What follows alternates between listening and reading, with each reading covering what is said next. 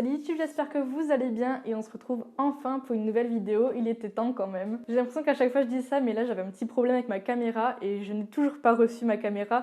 Du coup on m'en a prêté une très sympathiquement en attendant, mais elle revient très vite, du coup il y a pas mal de projets qui vont arriver. En plus de ça, j'ai du nouveau matériel, j'ai un micro, j'ai des éclairages trop cool, donc je suis extrêmement contente et 2020 s'annonce plutôt bien. D'ailleurs, je vous remercie pour tous vos retours sur mon court-métrage, j'ai été extrêmement touchée, vraiment j'ai jamais eu autant de messages et de félicitations, donc vraiment merci beaucoup. Et si vous ne l'avez pas encore vu, n'hésitez pas à cliquer ici. Bref, passons à la vidéo. Comme vous l'aurez vu dans le titre, ce sera donc ma vidéo coup de cœur de 2019. Et c'est vrai que ça a été une année très riche et même pour moi ça a été assez compliqué de vraiment mettre mes coups de cœur en avant parce que j'ai aimé énormément de choses, il y a eu plein de créations, donc vraiment déjà bravo à tous ceux qui ont fait des créations cette année parce que c'était excellent. J'ai décidé de faire une catégorie film du coup où il y aura 3 films américains et 3 films français. C'était vraiment difficile. Le tout premier, c'est donc Once Upon a Time in Hollywood de Tarantino, bien évidemment. Et c'est vrai que je l'ai beaucoup aimé parce qu'il changeait de ce qu'il avait pu faire avant. Ce qui pouvait être très violent auparavant a été vraiment beaucoup plus romancé, je trouve, dans cette histoire-là. On y retrouve de très bons acteurs qui ont d'ailleurs gagné des prix, évidemment, avec Brad Pitt par exemple, qui en a gagné un. Et c'était du coup un très bon casting et félicitations pour ça. C'était beaucoup trop cool de se plonger dans un Hollywood des années 70 qui est assez iconique quoi, enfin les années 70 à Hollywood c'est vraiment quelque chose qui fait assez rêver et c'est que nous on n'a pas eu la chance de le connaître, en plus de ça on est en France donc c'est un petit peu compliqué, mais c'est vrai que le film est très réussi, en plus de ça il y a des très belles couleurs et des belles lumières, on a vraiment des plans, je pense par exemple à un plan dans la voiture de nuit et vraiment ce plan m'a choqué par sa beauté où on voit Leonardo, je crois qu'il conduit, je sais plus si c'était lui ou Brad Pitt, mais ce plan était très beau et je l'avais vu en VO et c'était très cool donc on va ensuite passer au film français Portrait de la jeune fille en feu que j'ai vu il n'y a pas très longtemps et que j'ai eu un énorme coup de cœur aussi, que ce soit pour les actrices, pour les images, il y a vraiment eu un très beau travail. Alors certes, il y avait l'actrice principale que l'on connaissait déjà par ses autres films, mais la fille brune, je ne sais pas son nom, je suis désolée, voici son nom. En fait, je ne la connaissais pas d'avant et elle a été vraiment un gros coup de cœur pour moi parce qu'elle jouait très bien, elle avait un gros charisme, genre vraiment ça collait très bien au personnage, je trouve. Et les images étaient très jolies, je pense par exemple à la scène sur la plage où elles sont toutes les deux, et vraiment, c'était sublime. Pour ceux qui ne connaissent pas l'histoire, en fait, c'est une femme qui doit peindre une autre femme, qui a toujours refusé de se faire peindre, et qui n'a jamais réussi à avoir un portrait d'elle. Et du coup, elle va être obligée d'aller la peindre, c'est son travail, c'est une peintre, tout simplement. Et du coup, on va suivre toute cette relation qui va se construire entre les deux personnages, et c'est très beau, vraiment, il y a de la passion, il y a de la fougue, il y a vraiment beaucoup d'émotions qui se partagent dans ce film. Et même au niveau des images, il était très réussi. Donc si vous ne l'avez pas encore vu, c'est une belle découverte et c'est un très beau film français. Ensuite, on va passer au film qui a fait le plus parler de lui cette année, qui s'appelle donc Joker. Il faut savoir que je ne regarde absolument jamais, vraiment jamais, les Marvel et les DC. Et celui-ci m'a tenté. C'est vrai que déjà le fait que ce soit pas un super héros, je trouvais ça plus intéressant parce que j'ai vraiment beaucoup de mal avec ça. Je suis désolée pour tous les fans de cet univers-là, mais vraiment c'est pas quelque chose qui m'attire énormément. Mais celui-ci était vraiment dingue. Même si on n'aime pas l'univers et qu'on ne connaît pas l'univers comme moi, rien que pour les images, c'était absolument ouf. Il y avait un travail au niveau des couleurs, mais c'était trop beau. En plus de ça, je trouve que l'histoire est très bien construite. Je ne sais pas si elle se fie exactement à tout ce qui s'est passé pour la vraie histoire du Joker, enfin la vraie histoire, les vrais comics, etc. Mais c'est vrai que l'histoire était super bien construite, on comprend pourquoi le personnage en vient à devenir un super vilain. Et c'est vrai que l'acteur est en plus de ça incroyable dans son rôle, hein. Il va forcément gagner des prix, il n'y a pas possibilité qu'il n'en gagne pas. Enfin vraiment que ce soit aussi pour les musiques, Enfin vraiment le personnage il est passionnant quoi, c'était vraiment... t'es plongé dans l'histoire à 100% que tu connaisses l'univers ou pas, donc vraiment on peut pas dire que ce n'est pas une réussite. Pour revenir en France, je vais vous parler d'un film qui doit encore être en salle je pense, puisqu'il est sorti il y a pas très longtemps, qui s'appelle Les Misérables et qui a vraiment été un énorme coup de cœur. Il traite du coup le sujet des banlieues, mais ce qui est bien avec ce film c'est que on va pas se plonger dans un point de vue. En fait, on va découvrir plusieurs personnages, que ce soit les policiers ou les jeunes, et d'ailleurs les plus âgés de banlieue. Et c'est vrai que c'est trop intéressant de pouvoir partager plusieurs points de vue en fait, et de ne pas défendre une idée en particulier. Et c'est ça qui est intéressant avec ce film, c'est que malgré que ça parle de la banlieue, qui est un univers assez compliqué, déjà à traiter et qui est d'ailleurs un sujet compliqué tout court parce que c'est une vie rude, quoi. C'est des personnes qui sont assez rejetées, parfois pas très bien comprises par la société, et c'est vrai que c'était trop intéressant de pouvoir découvrir du coup un petit peu plus leur point de vue, de nous qui sommes sûrement en recul, même les personnes qui viennent de banlieue, je pense que ça a pu leur plaire aussi, je ne sais pas, mais c'est vrai qu'il y a eu des très bons retours sur ce film et c'est totalement compris, et je pense qu'il gagnera des prix. Il n'y a pas possibilité non plus pour ce film qu'il ne gagne rien, parce que même les acteurs sont très convaincants, on est plongé vraiment dans l'histoire, et c'était trop cool. Mais du coup, comme je le disais, ça ne défend ni la police ni les gens de banlieue, ça montre juste que genre tout le monde a ses torts et tout le monde devrait fonctionner différemment, devrait mieux s'écouter pour essayer de régler les problèmes que les banlieues font face, quoi, en fait. C'est pas très français, mais vous m'avez compris. Mais du coup, si vous l'avez pas vu, il faut vraiment aller le voir parce que c'est un film français trop réussi. Vraiment, c'est un vrai chef-d'œuvre, quoi. Le dernier film américain que j'ai regardé, c'est Marriage Story, qui est un film Netflix, donc qui n'est pas sorti au cinéma, mais qui est avec de très bons acteurs que j'ai beaucoup aimé. Vraiment, le jeu d'acteur était très réussi. On a vraiment plongé dans l'histoire et on est trop accroché à eux. Que ce soit l'homme ou la femme, même si ils ont tous les deux leurs défauts, on s'accroche à eux parce que dès les premières lignes du script, genre vraiment dès les premières lignes du dialogue, on est plongé dans une histoire d'amour qui était tellement passionnelle que on ressent l'amour qu'ils ont pu ressentir. Bon, c'est pas aussi fort que eux se sont ressentis l'un pour l'autre, mais c'est vrai qu'on a de suite plongé dans un univers d'amour et du coup, on est tellement plongé dans cet amour-là qu'on est détruit tout le long de l'histoire. En fait, c'est l'histoire d'un divorce, sauf que nous, quand on nous plonge au début du film, on nous montre ce qu'il y a de beau dans leur amour, et tout le long, on voit comment ils se détruisent l'un l'autre avec un divorce. Et du coup, on est là, mais on vous aime, et puis vous êtes tellement aimés, genre, faites pas ça en fait, c'est super triste. Et du coup, c'est super réussi parce que c'est pas juste un divorce, c'est un divorce de personnes qui s'aimaient d'une façon tellement forte que c'est très touchant en fait. T'as vraiment le cœur qui est brisé en mille morceaux tout le long de l'histoire. Mais c'est vraiment un très beau film, donc je vous le conseille si vous avez Netflix, allez faire un petit tour. Il n'est pas extrêmement long et il est vraiment très beau. Donc le dernier film français dont je vais vous parler, même si j'aurais aimé vous en parler d'autres, par exemple ces deux-là étaient extrêmement bons. Mais bon, on ne peut pas parler de tout non plus. Mais sinon, voilà, si vous pouvez aller les voir ceux-là, c'est très cool. Mais il y a aussi le film La Belle Époque qui est sorti il y a quelques temps. Je ne suis pas sûre qu'il soit encore au cinéma, mais c'était un très beau film avec de très bons acteurs, bien sûr, Guillaume Canet et Daniel Auteuil. Je trouve que Nicolas Bedos a vraiment réussi à bien cerner l'époque qui a justement été travaillée dans ce film. En fait, on ne se retrouve pas directement dans une autre époque, on est dans la nôtre, et c'est en fait un metteur en scène dans le film lui-même qui va créer des genres de petites scènes de vie où des personnes random, qui ont assez d'argent certes pour se payer cela, vont pouvoir se plonger dans une époque qu'ils souhaitent, avec les personnes qu'ils souhaitent, avec le scénario qu'ils souhaitent. Et en fait, c'est super original et intéressant. On a à la fois des scènes très touchantes et qui vont vraiment nous attendrir, etc. Comme des scènes assez comiques et puis d'autres scènes qui vont être très réalistes. Enfin, vraiment, c'est un très beau film. Et Nicolas Bedos a vraiment bien travaillé ses personnages, etc. Même au niveau de la qualité de l'image, je les trouve extrêmement beaux.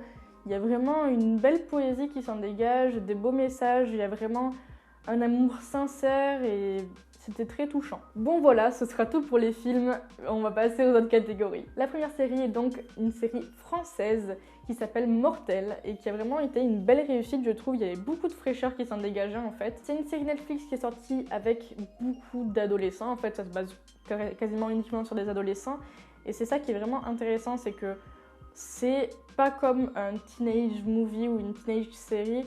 Ça va pas traiter genre la romance, les lycées genre aux États-Unis, etc. Ça va vraiment partir sur quelque chose, pas non plus la science-fiction, mais quelque chose d'assez à la fois effrayant. Il y a pas mal d'histoires, il y a un peu de magie, enfin bref, je vous laisse découvrir ça, mais c'est super intéressant, vraiment l'univers, je trouve, a été quand même bien construit et les acteurs sont assez prometteurs. Franchement, je m'attendais pas à ce que le jeu d'acteurs soit aussi bon. Au début, on dit c'est quand même pas ouf, et puis on accroche vraiment à l'histoire, on veut vraiment connaître la suite des relations des personnages, etc.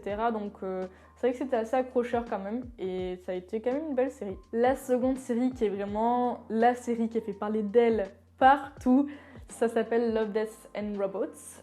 Désolée pour mon anglais. C'est une série uniquement d'animation et chaque épisode est indépendant. Du coup, c'est super intéressant. Ça fait un petit peu penser à Black Mirror. En fait, chaque épisode va dénoncer quelque chose et cela avec du coup une histoire différente, des personnages différents. Même les graphismes sont à chaque fois très très différents. On va toujours avoir un type de dessin différent et c'est super intéressant de ce point de vue-là. On a une réelle originalité qui se dégage de chaque épisode et on est toujours transporté dans l'histoire. À mon avis, les épisodes durent de 5 à 25 minutes. Et encore 27 minutes, je ne m'en rappelle plus si c'était aussi long que ça. On se plonge dans de nouvelles histoires à chaque fois et c'est super intéressant de ce point de vue-là. En plus, les dessins sont toujours très bien réussis, les messages super beaux, les histoires super cool. Enfin, après, faites attention à vous parce que c'est pas une série du tout joyeuse. Il y a beaucoup de scènes spécial. Je dirais qu'il faut quand même avoir l'esprit assez accroché, que c'est un peu comme Black Mirror, hein. C'est pas pour tout public, mais c'est une série à voir absolument. Vraiment, c'est un chef-d'œuvre le truc. J'ai décidé de faire une petite rubrique musique quand même, où je vais vous présenter trois albums que j'ai beaucoup aimés, dont un EP. Je parle pas énormément de musique parce que je trouve que c'est quelque chose de très personnel et chacun a ses goûts là-dessus. Et c'est un petit peu difficile de partager ses goûts là-dessus parce que il y a beaucoup de choix, il y a beaucoup de musique et du coup pour que quelqu'un partage les mêmes goûts que moi, ça va peut-être être un peu compliqué. Mais j'ai quand même tenu à vous partager ces trois artistes que j'ai beaucoup trop aimés. Le premier c'est Kikessa, donc je pense que je vais vous mettre une affiche avec mes 3 sons préférés de l'album et puis vous ferez un petit tour pour découvrir le reste. Je suis venu de très loin et j'ai failli me perdre. Je pensais que 2-3 témoins me valideraient. J'essaie de rêver moins de la vie de rêve. Y'a 1000 façons de mentir, même si je te crie comme contouring. Petit garçon n'oublie pas, je lis dans ton sourire. J'ai fait tout ça quand j'étais petit. Papa n'était pas là quand j'étais petit. Je recouvrirais ma famille de billets jusqu'à ce que tous les gens m'aient oublié. Je trouve que l'album est trop frais, vraiment on peut autant retrouver des trucs super dansants comme des chansons touchantes, comme des chansons qui passent partout, en soirée, peu importe. Et vraiment, sur ce coup-là, Kikessa, il a toujours fait ça, en fait, que ce soit sur ses DDH, sur ses futurs DDH ou sur cet album-là. Et c'est vrai que là, d'avoir un condensé de tout son contenu, c'était super agréable. Il y en a pour tout le monde. Vraiment, c'est un style, je pense, qui peut plaire à peu près tout le monde parce que t'as de tout. Donc, il y aura forcément un son, je pense, qui pourra vous plaire. Ces textes sont toujours bien travaillés avec une bonne instru, avec la bonne instru de P-Prod bien sûr. Donc voilà, je vous laisse faire un tour. Le prochain artiste, ce sera Romeo Elvis que j'aime énormément. Vraiment, je ne pensais pas autant m'accrocher à cet album-là. Faut pas commencer le chocolat. Et si tu le fais, faut toujours être à deux. Mon ami, j'espère que t'es fort en maths. Tu vas pas pouvoir compter sur la peur. La photo réseau, même si les hommes étaient déjà racistes, on voit le mal par la racine. Y'a pas assez de place dans le cœur des hommes. Yeah. Pas assez de place dans le cœur des hommes. 6 mois, un soir de printemps dans ma ville, un choc violent pour l'éternité, un jeune gamin contemplatif. Mais voilà, là c'est pareil, il y en a pas mal de messages très profonds et très politiques, très sincères, etc. qui sont passés par ces chansons. Et je trouve ça trop cool que ce soit sur la Belgique ou etc. Ça a vraiment été très bien travaillé de ce point de vue-là. Mais pareil, on trouve aussi des chansons touchantes, des chansons qui passent en soirée, des chansons qui mettent de bonne humeur, etc. Et voilà, c'est pour ça que là aussi, ça peut plaire à tout le monde, même si je trouve que sa voix est un petit peu moins universelle, on va dire. Il a une voix très particulière comparé à Kikessa, qui a une voix qui peut passer partout. Vraiment, pour ce point de vue-là, c'est vrai que Roméo a une particularité par rapport à sa voix, quoi. Et le dernier artiste que je présente, c'est Maxence, parce que Maxence, voilà quoi, c'est un petit coup de cœur quand même. Je joue de la flûte et j'aime trop ça. J'aime bien être au centre des débats. J'aime bien les frites et la mauvaise foi. Je reprendrai un peu de sauce avec ça. Et on court à tout va dans le pré des corbeaux qui sont là.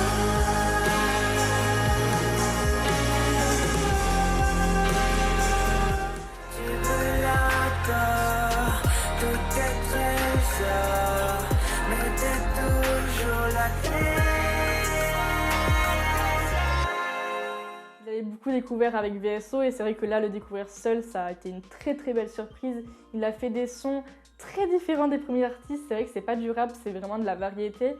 Et c'est très très doux en fait, et très dans la nostalgie ou alors aussi dans quelque chose de très touchant, d'assez triste. C'est vrai par moments que ces chansons sont pas toujours très très joyeuses quoi. Mais on peut quand même retrouver du dansant avec Je joue de la flûte, etc. Enfin le flûtiste. Et c'est vrai que c'est très différent, il a vraiment son univers et c'est ça qui est très très chouette avec lui, c'est qu'il a son univers à lui et il assume ce qu'il fait et c'est trop trop chouette, genre vraiment c'est très original et c'est très réussi aussi. Pour terminer, je vais vous parler des youtubeurs qui m'ont accompagnée cette année. Alors si je devais faire la liste de toutes les vidéos que j'ai regardées et que j'ai appréciées cette année, on en aurait pour des heures et des heures. Mais j'ai décidé de réunir des youtubeurs en fait qui ont fait une compilation de vidéos qui m'ont plu. Le premier c'est Jérémy Detello, si je me trompe pas, Detello, ouais je crois que c'est ça. Avec sa série de vidéos qui s'appelle Gus, voilà, on va pas dire Gus, je pense que c'est plus Gus. Et c'est super mignon, genre vraiment il a trop réussi je trouve ce coup là, parce qu'on est trop attaché au personnage qu'il incarne lui-même. Et puis je trouve que le format est assez joli, les bureaux du coup sont vachement réalistes, ça a été tourné je pense peut-être à Webedia ou je ne sais pas exactement.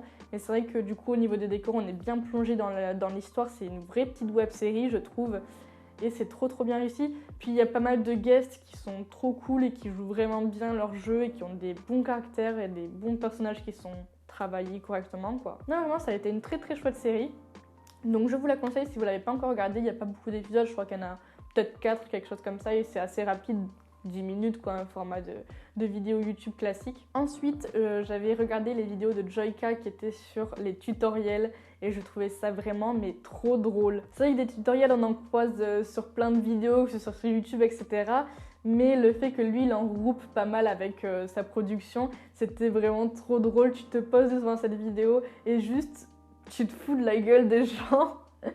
Tu te fous pas de la gueule des gens par rapport à ce qu'ils sont, mais par rapport à ce qu'ils font. Genre vraiment, les tutoriels sont ridicules, ça ne sert à rien. Genre, vous devez sûrement avoir l'exemple de la cuillère où ils tapent le dessus pour faire un trou, pour pouvoir boire du lait, alors que t'as juste à prendre une cuillère normale, enfin juste à la prendre dans le sens normal, je sais pas. Enfin bref, cette vidéo était très drôle, donc si vous avez du temps ou vous avez juste envie de vous poser, de déstresser, genre regardez ça parce que c'est très drôle. Pour changer totalement d'univers, il y avait eu les vidéos de Bruno Mator, dont je vous parle à chaque fois, qui était au Guatemala, et c'est vrai que ça a été un truc de malade, genre vraiment. Il est parti au Guatemala juste en faisant des sondages sur Instagram quand même.